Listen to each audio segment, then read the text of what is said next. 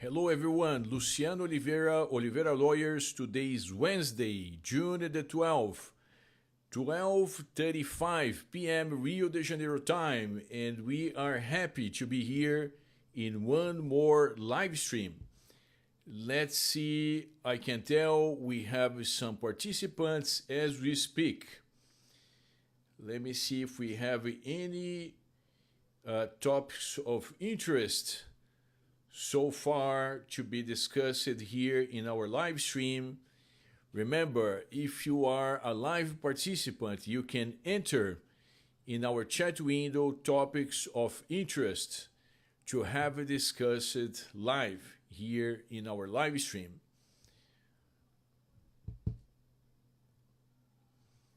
Well, while you warm up, just sharing about a consultation I just had. The applicant was interested in the Viper visa, also known as Golden Visa or Real Estate Investment Residency in Brazil. And as he's getting started in his journey, one of the concerns was about the current or the incoming changes to our immigration framework. We've been watching some minor immigrations happening, and his concern was, is the Golden Visa still be around? Particularly for those who are tracking the different Golden Visa programs around. We know that Portugal is pretty much no longer offering a Golden Visa based on real estate investment, even though they're still offering the Golden Visa for investment in real estate funds, but not real estate investment in specific properties. Spain is also tweaking their Golden Visa investment visa pretty much because people are now facing shortage in real estate inventory in those two countries. So Brazil is a very different country. Of course, Brazil has continental dimensions, so it doesn't face the same challenges that Portugal and Spain do. And in this sense, we don't have any worries that the program is no longer going to be offered, is no longer being offered like in the short term. However, this said, one of the things we expect to happen is that eventually the Brazilian government may update the minimum requirement amounts because since 2018, the very same amounts have been applied over time. The 1 million reais for most of the country, or 700,000 reais for the north and the northeast of the country. So remember that these amounts were set up in Brazilian reais. So since 2018, a lot has happened in terms of inflation, and not only inflation, but also different exchange rates between Brazilian real and the US dollar, the euro, and other international currencies. Let me see. We have a first message here. WS Bill. Happy to see you here, Bill. Bill is always supporting our channel. Oi, Luciano, did you receive my email? Not sure if it went through. Bill, I haven't seen an email from you. However, I have been traveling for the last several days, and most of my emails, right, for those of you who don't know, they are actually answered. I have two people here at the firm. They are Justin and Kina. And Kina and Justin, they actually answer most of my emails. But thank you for the heads up, Bill. I'm going to take a look and see if I can find your email here in my inbox. Arnold McGregor, can the Viper visa be approved in Brazil without visiting the consulate at the home country? Arnold, we have an application being handled exactly like you described. The person came to Brazil and she applied for the Viper, aka Golden Visa. while in Brazil, and we are trying to get it approved. Now, traditionally, the way it works is that the application is started in Brazil through the Department of Labor and Department of Foreign Relationships, and after there is a green light on the Viper, then this package is sent abroad for a Brazilian consulate to approve. The reasoning for this two-step approach is because the Brazilian consulate abroad is in a better position to verify the documents from the applicant. And because the Viper visa is a really high-level visa, giving you a clear path to not only permanent residency in Brazil, but also citizenship, the idea is that the Brazilian government wants to make sure that the applicant does meet every single requirement, particularly in terms of background check and other credentials. Arnold, so keep tuned, like we're gonna know if we're gonna succeed or not to apply for this Viper visa 100% in the country, right? That's almost like a lab.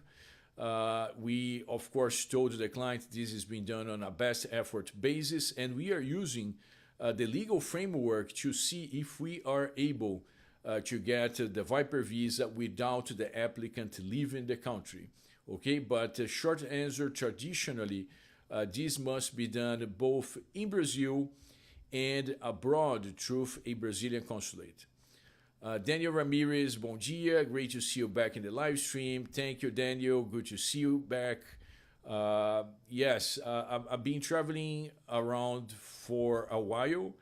Usually try to travel during the weekends because in the weekends, then I don't have the same level of work that I have during weekdays. So I'm pretty much traveling every weekend, and therefore, kind of difficult to have the live streams during the weekend. I have here a message from YouTube. It says my connection is not great.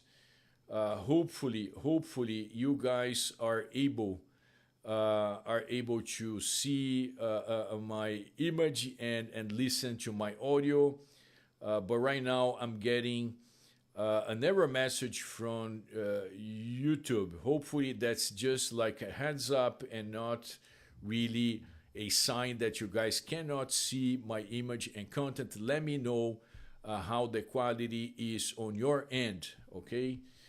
Right, Wilbert Bailey, welcome back, Wilbert. Wilbert is also participating in many of our live streams. I appreciate the presence. Oi, Senhor Oliveira. Olá, Wilbert. I have been in Bahia for 2 weeks. I already believe I need to extend my trip for longer than the 2 months that was planned. What federal agency do I apply for an extension? Wilbert, first off, happy to know that you are enjoying Bahia. I love Bahia. I went to Bahia mostly in my 20s. Okay, in my 20s, I used to travel to Bahia quite often to basically enjoy the state. Like the beaches are amazing. The best well-known destination in Bahia is probably Porto Seguro, but you have so many major destinations like Salvador, the capital, is an amazing city. You have Ilhéus, you have other cities like in the countryside like Feira de Santana, and culturally Bahia is probably one of the richest states in Brazil, Wilbert. So I'm really glad you are enjoying your time in Bahia. Now, for you to get an extension, you're gonna use a portal that's gonna give you access to scheduling an appointment with the Brazilian Federal Police. You're gonna need to pay a fee. Okay, this fee could be paid in cash if you go to Banco do Brasil or the Bank of Brazil. and then you're gonna get an appointment to attend an interview. An important heads up for you, Wilbert. Until November of last year. All right, sorry to interrupt. Bill says screen freeze. So is the screen still freezing? YouTube is not receiving video to maintain both streaming. As such, viewers will be experiencing buffering. Let me see if there is anything I can do. All right, enable stop. I apologize for that. I'm using here internet at the hotel. I did test the internet and it seemed pretty decent when I saw it. Let me see if there is anything I can do to improve the connection. If you guys are gonna give me a couple of minutes. So yes, it looks like I'm using as little as of the computer resources as I can. All right, error. Yeah, let me know. I see here another question from Donna, but for you who are watching right now, let me know, is my screen frozen or is it working reasonably, right? Like, I mean, as long as you guys can hear me, I guess, you know, if the screen freezes every now and then, I don't think it's a reason for us to interrupt the live stream. All right, Bill is providing further feedback, comes and goes. All right, let me see. I'm gonna try to change my internet. Let me see if I'm successful in doing so without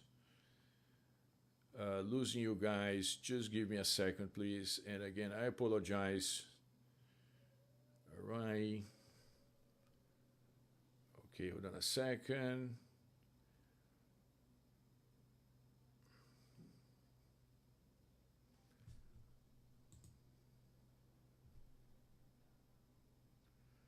Almost there. Bear with me.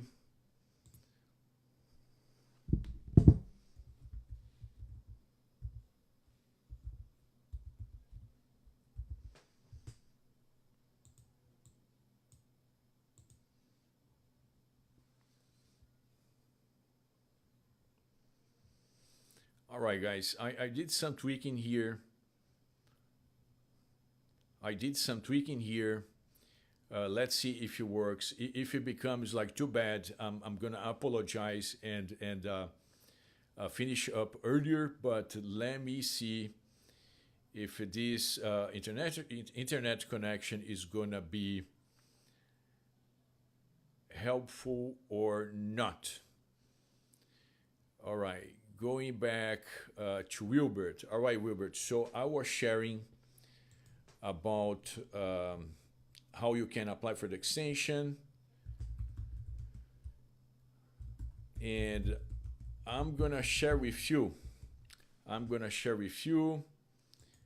a link so you can potentially apply for the extension. I'm just sharing here the link. And I understand, Wilbert, you probably do not speak Portuguese.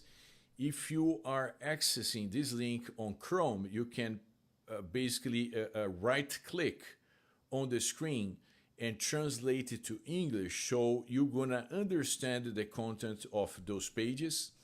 Of course, it's gonna be machine translation, so it's not gonna be a perfect translation, but this is gonna give you an idea about how to schedule the appointment for an extension. And final note on the extension application, Wilbert, is that until November of last year, the Brazilian government, or more specifically, the Brazilian Federal Police, they were pretty much rubber stamping requests for an extension. But after that, once personnel, or let's say or people from the new federal administration took over, they are actually requiring a very good reason for granting you an extension. So up to November of last year, basically show up, ask for an extension, and you got it, right? Like as soon as you show up, you show the passport, they would rubber stamp, give you an additional 90 days. But now with the new federal administration, they expect you to present a reason. So if you show up and say, listen, I have some health issues, and as we speak, I'm getting treatment here in Brazil, most probably than not, you would get an extension. But if you just say, you know what, I love Brazil, I'm having a blast, and I want to have like an extension, maybe that's not going to work. All right, Wilbert, I hope that was helpful. Donna, my question is about background check now that you have the fingerprint cards. Am I understanding that you can run the background check from Brazil instead of me having it done in the States? Donna, that's correct, right? So we have the cards both. We have the cards both in Rio de Janeiro and São Paulo. And if you are in a different state, and if you are hiring our services, right, we're not selling the FBI cards. We have the physical FBI cards here in Brazil, but they're being used, of course, for our services.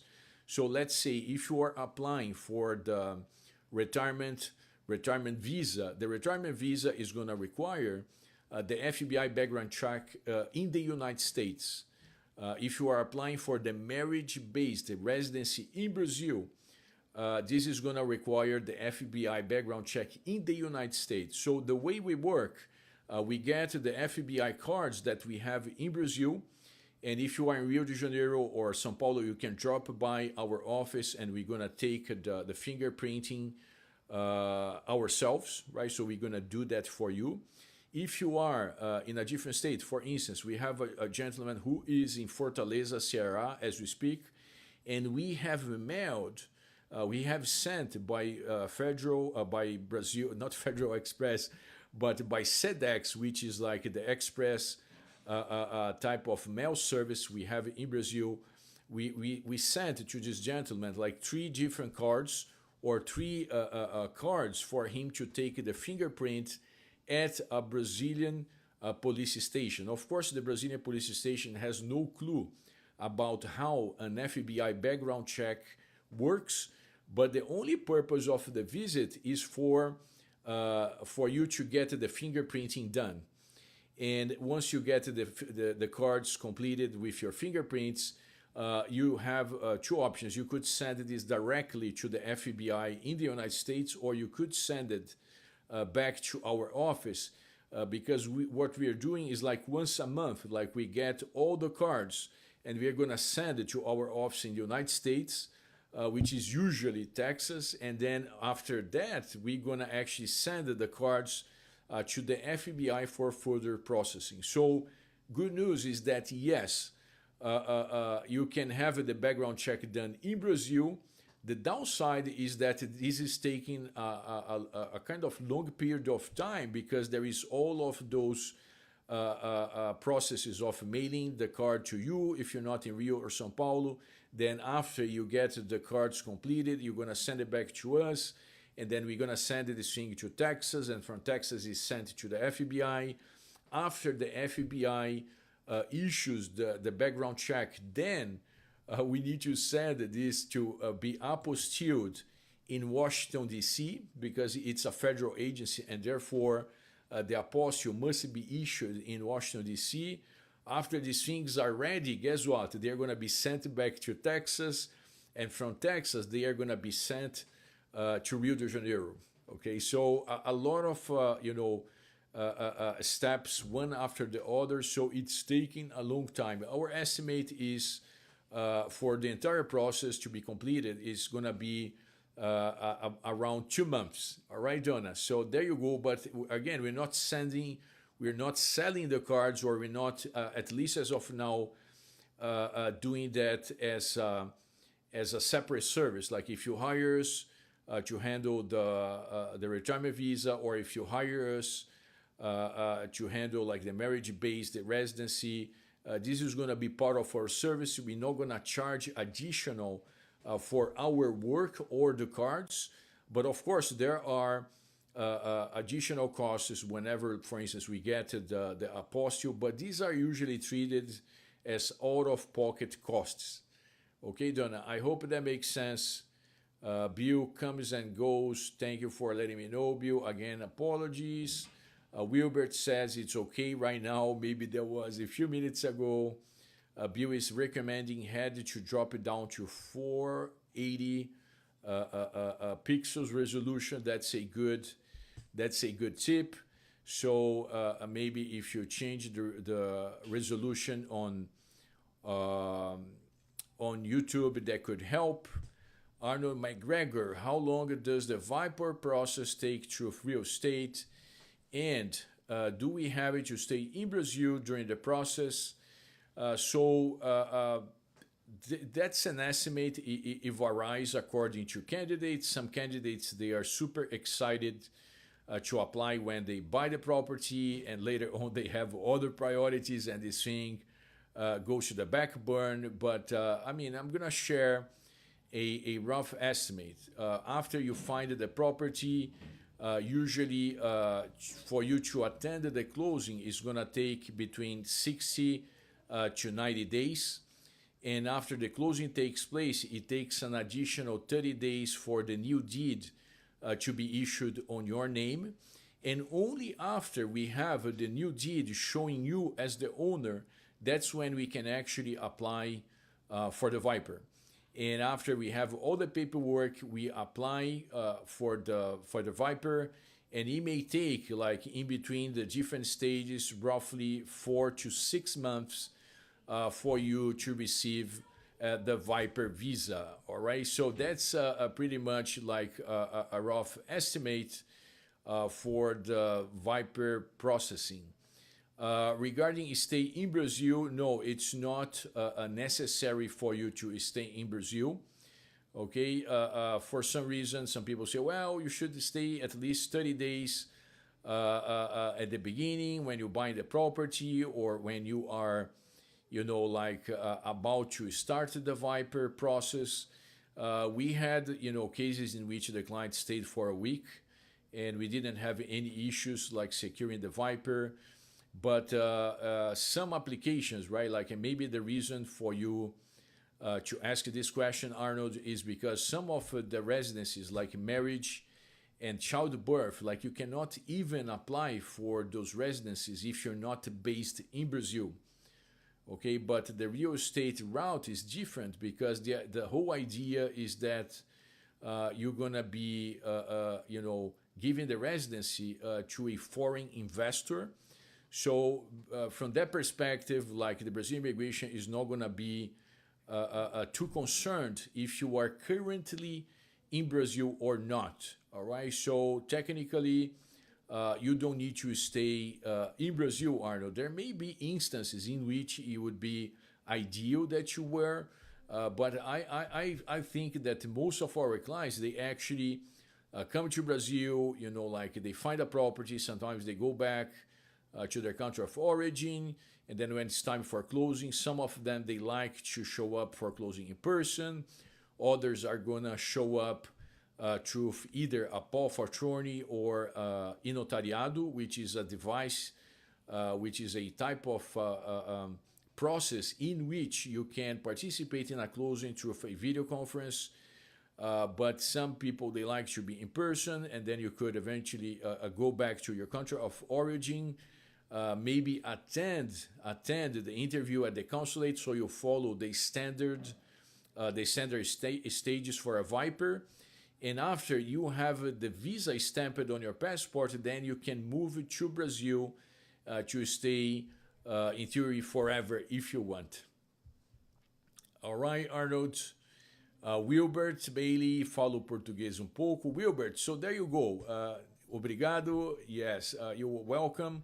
If you just click on the link, Wilbert, that's the start point for you to apply for the extension, okay? It's not a big deal in terms of scheduling or attending, but like I said, the federal police, they have a discretion in terms of giving you the extension or not. We have seen instances in which the Brazilian Federal Police would not grant the extension, even when the foreign citizen would actually have like an explanation about why they were asking for an extension. So it's discretionary, right? Like, I mean, the best recommendation someone can give you is that, the stronger the reason for you to remain in Brazil, the higher the chances you're gonna get the extension. It's also possible, right, in case it happens to you, maybe you get an analyst from the Brazilian Federal Police in a good day, and this person, I don't know, for some reason, they have empathy with you, and they're gonna, be nice and just say, you know what, I don't even want to know about why you're asking. Here it goes, get your extension. So yes, I mean, if you hear what I'm saying, there is some level of a discrepancy between this process, but I would say it's the same thing in other countries, right? Like before we start to think that Brazil is not handling the immigration seriously. Like I know as a fact that in the United States there is a lot of discretion in terms of how analysts, they are going to review a case, they are going to grant a benefit. So that's probably across the board. There are guidelines that they're going to be trying to follow, but at the end of the day, we are all human, and therefore we're going to bring our conceptions and beliefs, and sometimes we're just going to act different depending on the day and the circumstances and the applicant. But this said, I hope it works well for you, Wilbert. Donna is following up on my explanation, saying great, because I will need to establish an address first, and I know there is a time limit on the validity of the check. That's true, Donna. Yes, there is like, they should be they should not be older than 90 days. Okay, so there is this requirement for the background check. And regarding the address in Brazil, particularly at the beginning of the process, like, I mean, you are actually going to give your address from abroad, so there is no such need for you to have like a permanent address at the get-go, right? Like the permanent address is actually going to be required later down the road when your visa has been approved. One of the reasons why we ask for an address is like when we actually apply, like if you don't have the Brazilian tax ID known as a CPF, when you hire our services for immigration, we actually include as a bonus, like we don't charge additional, we're gonna get your CPF tax ID. But for you to get the CPF tax ID, you need to declare that you have a residence in Brazil, an address, right? And there is no need for you to present like a proof of address at that stage. It's more like a self-declaration. And that's why we usually ask for an address in Brazil, is for you to acquire the Brazilian tax ID known as a CPF. But at the early stage, first, it doesn't need to be a permanent address in Brazil. And second thing, like you don't need to present a proof of address, such as a utility bill or something to that effect. All right, Donna. So do not think that you need. I mean, sometimes people come to us without a consultation and they say, listen, I got a 12-month lease just so I can apply for this thing. And we know that they don't need that, right? And after they get the visa, maybe they've been in Brazil for a few months and they say, well, I got a lease for 12 months. I don't know, like it could be in Rio de Janeiro, but now I want to live in Fortaleza, or vice versa. And they're going to be wasting a lot of money, right? So that's why it's important to have your specifics reviewed before you go out there and you start to spend money. Not talking about your case, Donna. I'm just like thinking about other applicants as well. Donna also asks, does driver license and passport need to be apostilled? I'm jumping around the USA to get the needed papers. Driver license, we don't handle like driver licenses applications in Brazil, But like if you're planning to use your US driver license as a start point to get a driver license in Brazil, it may be a good idea to get an apostille on the driver license. On the passport, it is not necessary for the purpose of immigration. However, if you're planning to buy property, such as for the Viper visa, many registries, many cartórios, they are going to actually ask you for an apostilled copy of your passport, right? Like usually this is one of the requirements that we may be able to convince the cartório to skip, because particularly if you are showing up in person, like you have a passport on you, our recommendation to the cartório is like this: listen, the document is like is physical, it's in your possession, and you can basically make like a notarized copy at the registry, at the cartório, because the cartório sees like the authentic, the original, the hard copy, and they also have this authority to make like legal copies of the document. So that's the reasoning.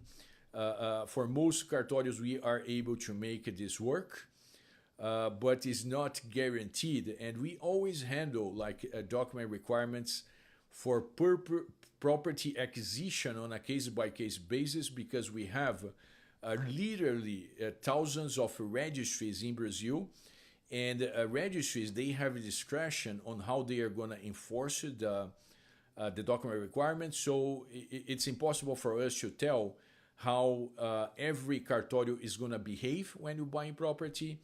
But again, for the purpose of immigration, you don't need driver license and you don't need a passport to be apostilled. However, for other purposes, like if you're going to apply for a Brazilian driver license, you may need an apostilled driver license. And for the purpose of buying a property in Brazil, not really probable, but potentially you could be required to have an apostille on a passport copy as well.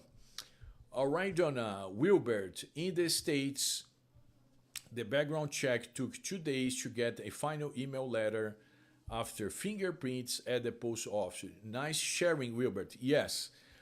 In the United States, we know that the background check, the FBI background check, it doesn't take too long. The really big downside is that you need to go back to the U.S. if you are in Brazil, right? So if you are in the United States, you need to work on your timing so you can get the FBI background check before coming to Brazil. And plan in a way that when it gets to the immigration, this thing is not going to be older than 90 days. Because if it is, then guess what? You just wasted your time and money, because Brazilian immigration is not going to accept your background check.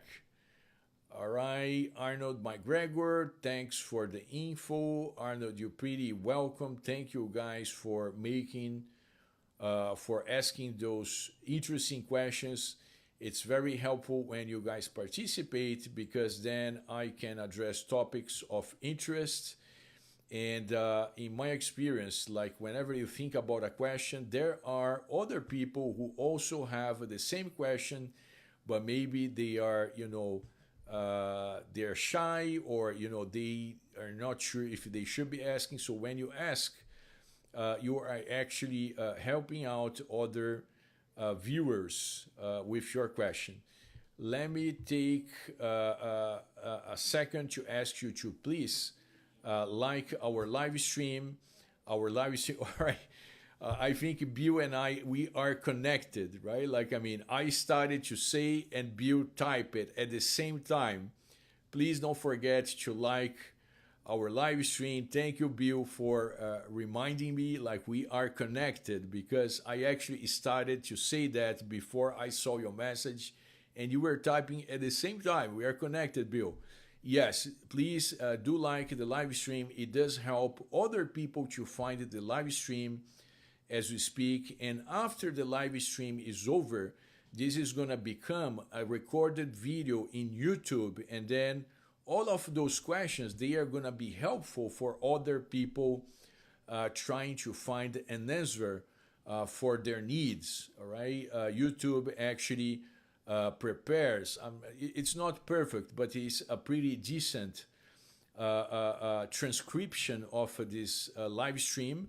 And when people are Googling for questions, they may find our live stream, again, as long as you guys like the live stream, and then Google could potentially present this answer for people looking for a similar topic of interest. So again, thank you, Bill. Thank you for the reminder.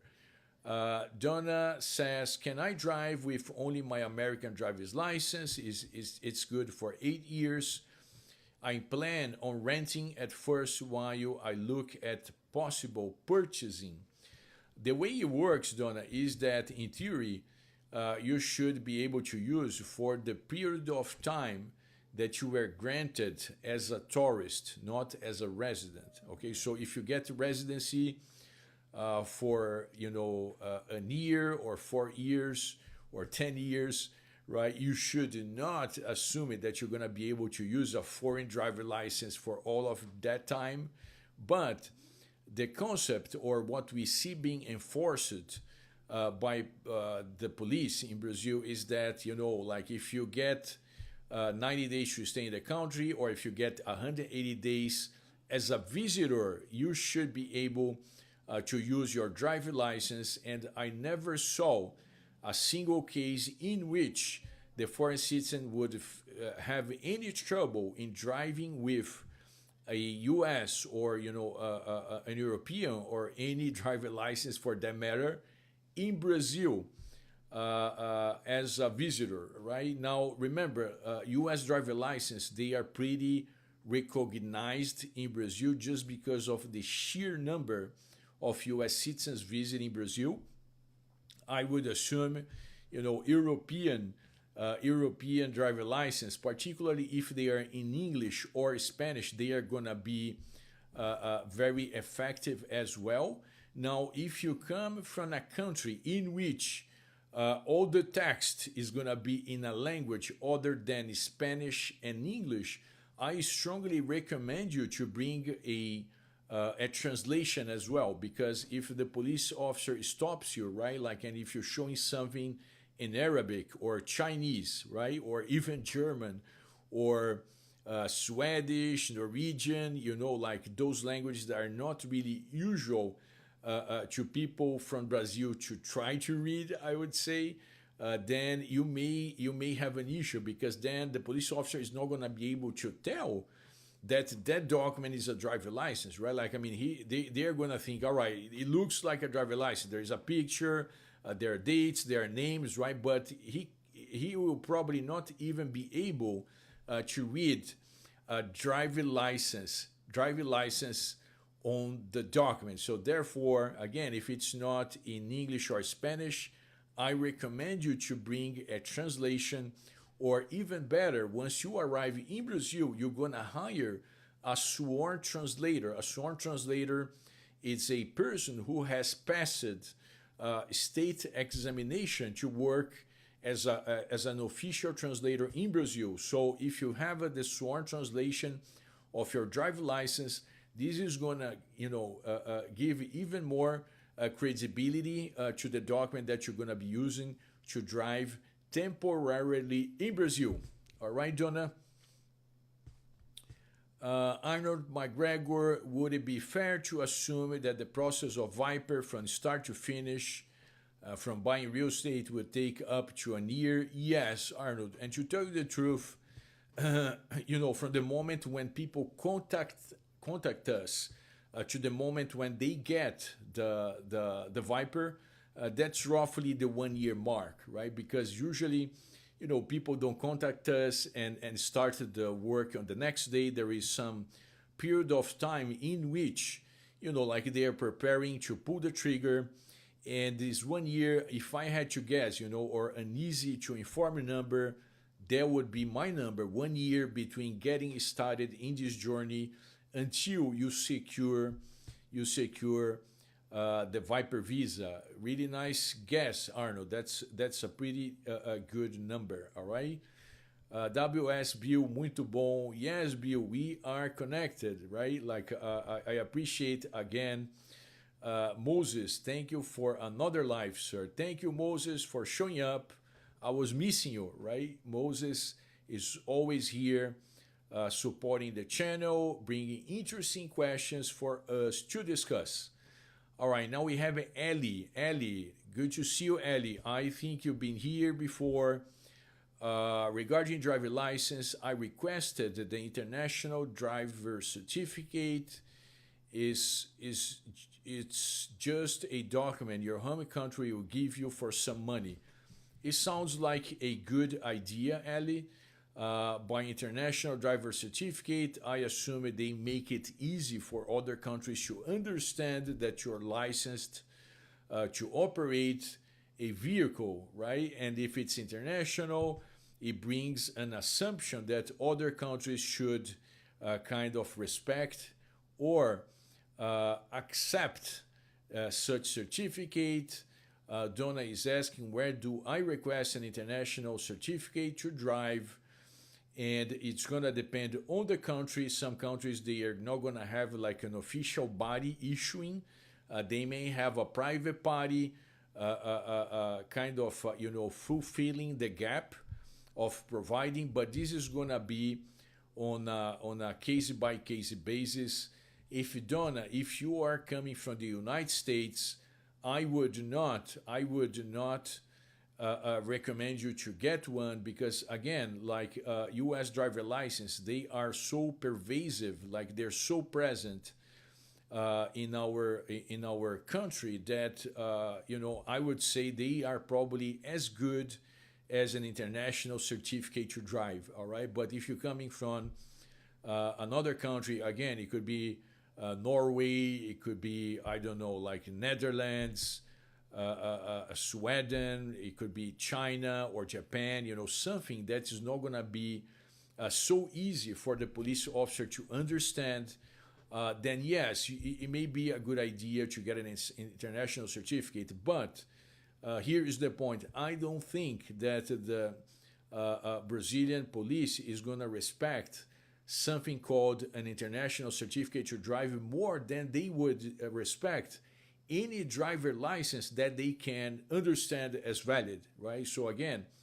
I'm talking about the U.S. given the number of U.S. citizens in Brazil, but again, if it is from Spain, I don't know if it is from Angola, right? Angola is a country in which people speak Portuguese.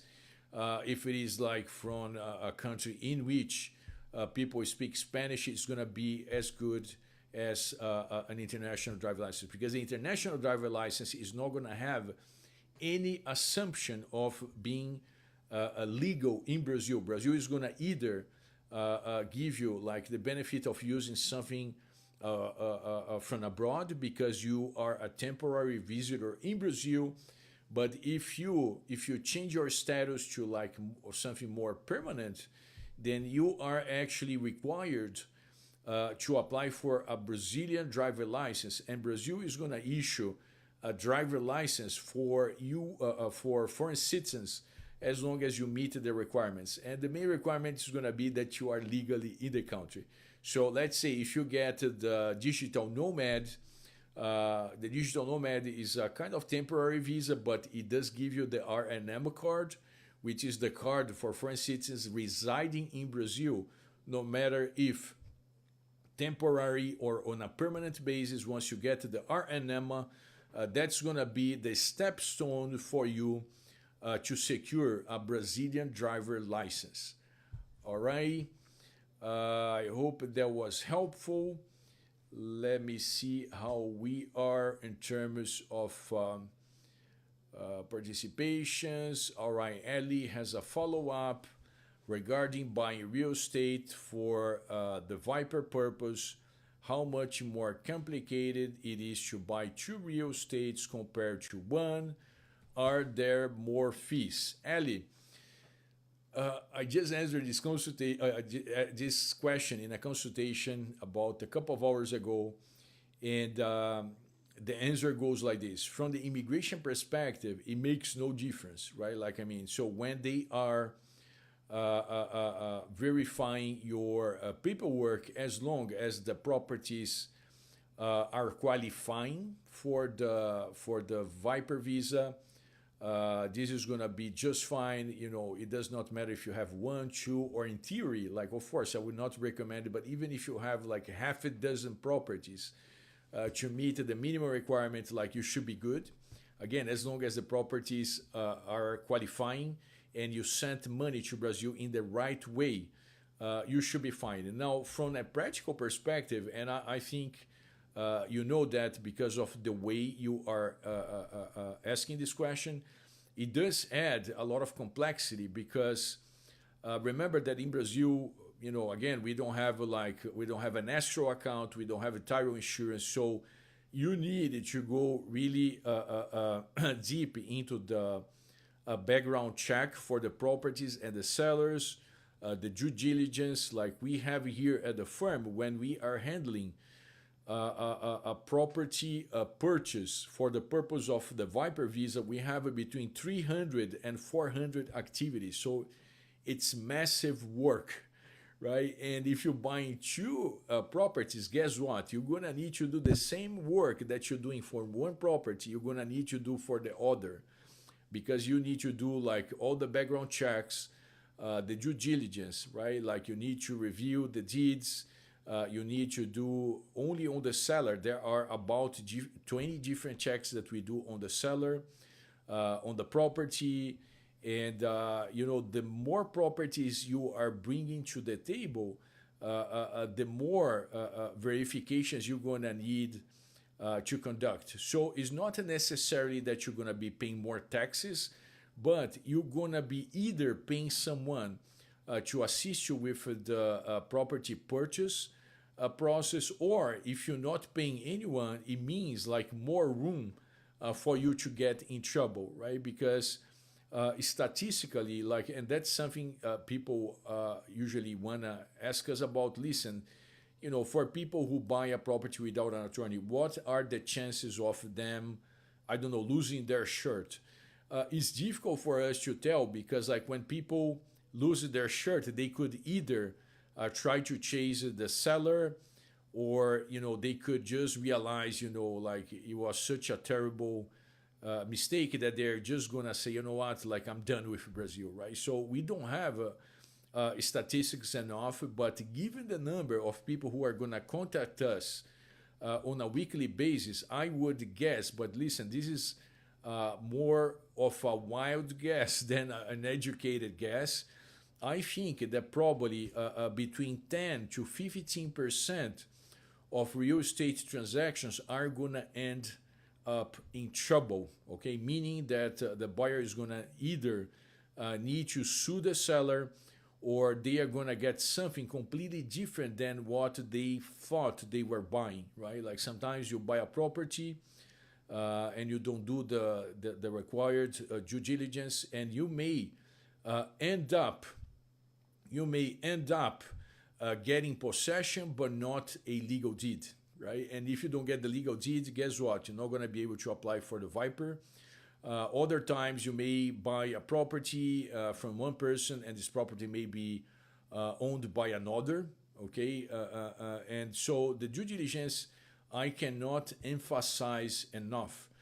If you wanna know more about why you need to be absolutely crazy about the due diligence, you can come to our YouTube channel and you can search for real estate fraud in Brazil. We have a video addressing different types of frauds and scams.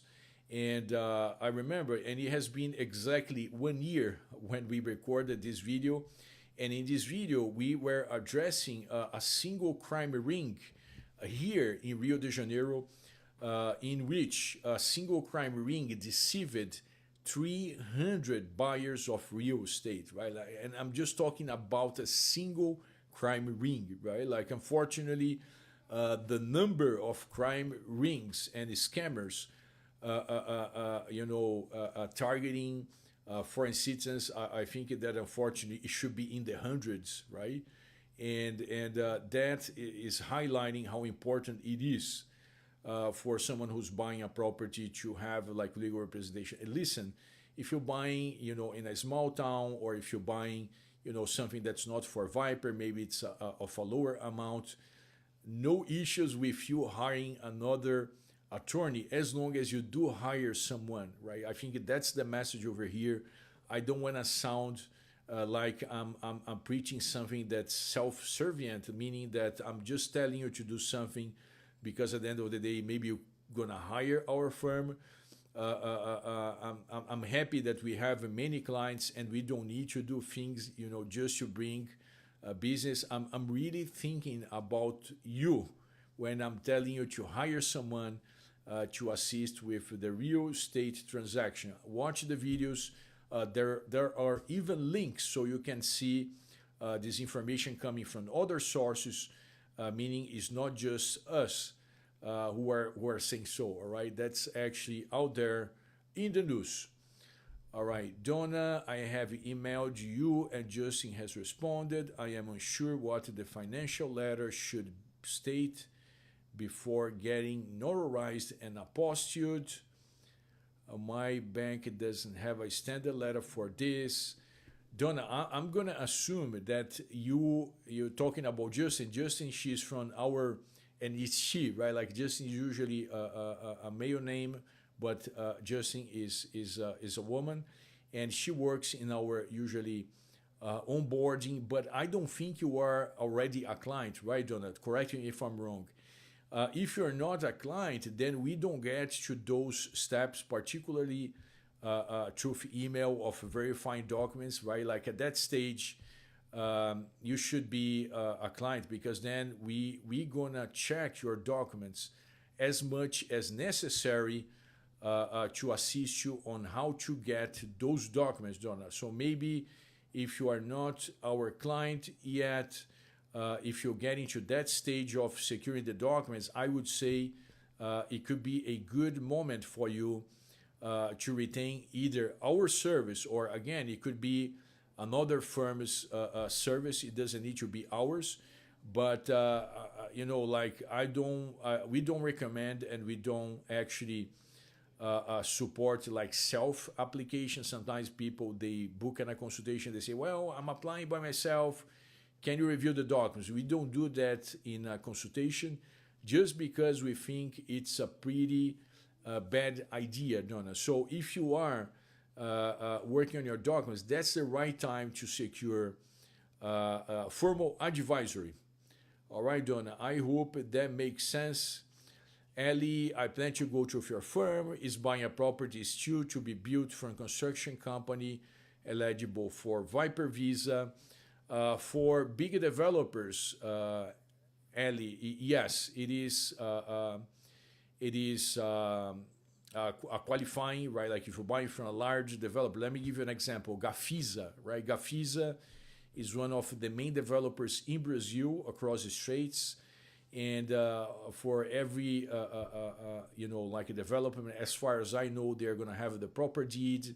They have the required documents. So if you're buying from Gafisa, actually, even if you're buying a pre-construction property, meaning it's just like a floor plan, right? There is no building.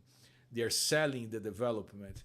If you're buying from Gafisa, there is a really high chance, like probably over 95%, that as soon as you spend the minimum requirement amount, you could potentially apply for the Viper. You don't need to wait until the end of the process, but that's an exception that the Brazilian government is offering for large developers who can meet like the additional requirements for the Viper, right?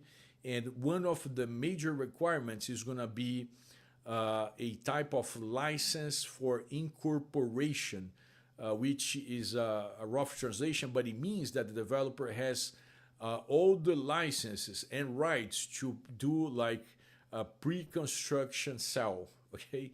And, it's difficult for us to, tell you that you can go out there and buy from any developer. So that's why I'm emphasizing large developers. But even if you buy from a mid-size or a smaller developer, as long as they have every single paper required, in theory, you could buy a pre-construction property and you would not need to wait until the end of the construction to apply for the Viper, right? But that's an exception.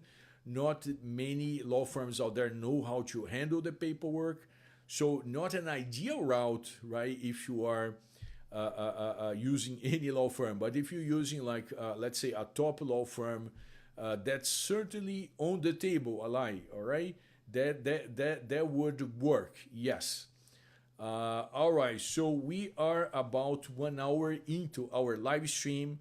I'm gonna answer the probably next 3 to 4 entries here in our chat window, and then I'm gonna tell you that our next live stream is gonna be next Wednesday. I'm skipping this Sunday, okay? But as of next week, I'm gonna get back to the Sunday live streams as well. So no live stream this Sunday, all right? Because I'm traveling. I'm actually going from Rio de Janeiro to Fortaleza.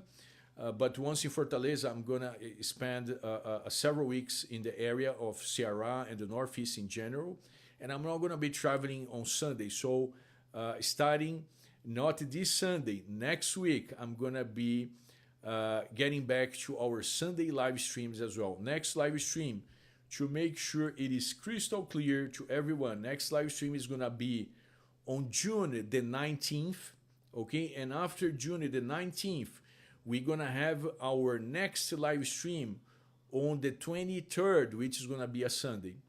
So next Wednesday, we're here, and right after next Wednesday, on Sunday, the 23rd, we also gonna have a live stream. So plan accordingly, right? Add a note on your phone, set up an alarm, or come to our YouTube channel, because then you're gonna see, an option for you to ask YouTube to notify you once the live stream is gonna start. I hope that helps. Let me check here the last questions we're gonna address. All right. Wilbert, I have a Citibank account with branches Rio, São Paulo, with no branch in Bahia. There is a substantial charge using the local ATMs. What is the less expensive way to get cash? Santander, right, Wilbert? There is a bank called Santander, which they have been advertising, but I don't use like an international account this way. But they say, listen, if you have a Santander like account in the US or Europe and a Santander account in Brazil, potentially they would allow you to get like the best exchange rates possible without the additional fees that banks are usually gonna charge you. But you're right. If you just using a Citibank account and you go to Bradesco, for instance, Bradesco makes super easy for you to withdraw cash using your US bank account. So if you have a Chase a debit card and you go right now to Bradesco, you just go there and you can make, I believe, if I'm not mistaken, you can make 2 draws of probably, I'm not sure if 1,250 reais or 1,500. So in theory, you can get almost like $700 in a single visit to Bradesco. But the downside is sometimes they are gonna charge you a spread of up to 15%, which is a huge hit, right? So instead of getting, for instance, a current exchange rate of 5.3 reais per dollar, you could be getting something like 4.4 or 4.3 reais per dollar, which I agree, it's not good, right? But so Santander could be a way for you to do that, Wilbert. Another way for you to handle currency exchange is to do like larger transactions using a currency exchange bank, right? Like, so we handle currency exchange banks for large transactions. Like if you're hiring us for the Viper visa, we're gonna assist you with the currency exchange, and you're gonna get an exchange rate as good as it is possible to get in the Brazilian market. But that's gonna be for larger amounts, because yes, we have a lot of work there is nothing like automatic, right? Once you secure the RNM card, you're gonna be able to open a regular bank account with a bank in Brazil, and then you could potentially use like TransferWise, which nowadays is known as Wise, and then you could send money to your own bank account, getting beautiful rates from TransferWise, right? Like they usually charge less than 1% as a spread. So that's a pretty effective way for you to get like money or cash, right? You use like for everyday needs. Now, just remember, TransferWise, once you cross the $10,000 threshold, at least as of now or recently, they were not handling the exchange, right? Like they say, well, we handle up to $50,000, but they don't, okay? They partner up with a bank, traditionally has been Banco Rendimento, and they are going to outsource your transaction to this Brazilian bank. And sometimes there is a substantial disconnect between Wise customer service and the Brazilian bank. And it's super common for people to come to us saying, listen, we've been entangled with Wise for 4 to 6 weeks. Now we're going to lose this opportunity to buy a house in Brazil because we can't get this done, okay? So I personally love Wise for transactions of up to 10,000 US dollars. In my opinion, there is no one better than Wise for that. But once you cross the $10,000 threshold, I don't like Wise. Okay, my personal opinion, I don't like Wise for amounts over 10,000. But up to 10,000, Wise is my go-to choice. All right, Donna, I will be a client soon. We're gonna be pleased to help you, Donna. Never used Zoom, so I don't know how to get a consultation. Donna, don't worry about it. Like, I mean, it's just a link. You can have the consultation on your phone. You can have the consultation on your computer. It's not very difficult. And I understand, technology is not everyone's forte, but trust me, like we have many clients that are not super familiar with Zoom. We have many clients, particularly for the retirement route from the U.S. military. We are super proud to have a large number of military personnel as our clients for the retirement visa. I don't know if it is like word of mouth, but it's almost like we are the unofficial. We're not the official. We are the unofficial source of retirement visas for U.S. military personnel, and we are very proud of it. All right, so don't worry about the Zoom. We really push for Zoom. Sometimes people say, well, I want to have a consultation by phone, I want to have a consultation by WhatsApp, and we always push back saying, listen, it should be on Zoom. And the reason for that is that for every consultation, we're going to share so many things through screen sharing, which is super easy to do over Zoom. It's not easy to do over other platforms, and Zoom makes it super easy and effective. So when we have a consultation over Zoom, I feel that you're getting most out of your money. All right, you're gonna see, if you don't know what an apostille is, we show an apostille on the screen. If there is a resource, for instance, you don't know where to get your birth certificate, and I know you do know those things, Donna, but I'm talking in general. We can show you like the websites where to click. We can compare images. You don't know what the RNM card is. We're gonna show you an RNM card on the screen. If we're talking about the FBI background check, sometimes I have the form 258, which is one of the forms used by the FBI to handle background check. I have on my desk. I'm gonna get it and show you on the screen.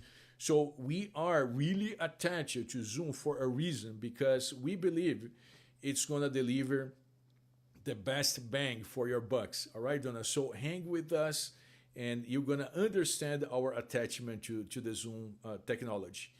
Kazon 3, all right, at last minute, good to see you, Kazon 3. I watched your videos on the Floripa DD issues, and it was very informative. Thank you. All right, Casey, I appreciate you following my advice. So Casey was here in one of our last streams. He was talking about either Floripa or did issue. So I did recommend Casey to watch this particular video. If you want to watch this video, you're going to search like did less properties, and then you're going to see this video, and it talks about how common properties that are being sold in the Brazilian market without a deed, right? Like, and in Florianopolis, this is kind of reality in the island, right? Florianopolis is the capital of Santa Catarina. It's a major destination for digital nomads and expats. And believe it or not, it's also common for properties to be sold without a legal deed. Pretty crazy, but it is what it is, and that's what Casey is talking about over here. William Xavier, I don't believe it. That's such a friend of mine. Hi, Luciano. Nice to see you here, my friend. You're doing an amazing job. Congratulations. William, so happy to see you here. William is a close personal friend of mine. I met William, believe it or not, I met William in New York, and I'm almost sure it was either in the year of 2000 or 2001, right? And that was such a long time ago, right, William? So we've been together in this journey for roughly like 23 years. So good to see you here. William is a personal friend of mine. I met William a large number of times in the United States in different occasions, and in Brazil as well. Okay, even during my years at law school, and he would hang out with me and some friends at University of São Paulo. I remember we would join for some celebrations over there. So William, really a personal friend of mine, and currently William handles William is a former Big Four, accounting professional. I don't recall if he was Arthur Andersen or if he was KPMG. I know he was one of the Big Fours, and William was a professional over there for probably a long time. Just as I was originally an employee of KPMG, and now I am an attorney. But William has now his own business that, and we refer out many clients when they want to start a business in Brazil. We're going to say, listen, go to William.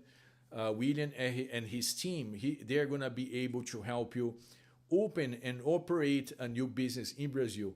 So there you go, William. So good to see you here, and I hope to see you in our next live streams. And we are now end our live stream, but I want to say thank you for all of you who have been attending our live stream and making this a meaningful channel, not only for you, but for all of the other people who are going to watch these recordings in the future for years to come. All right, you guys have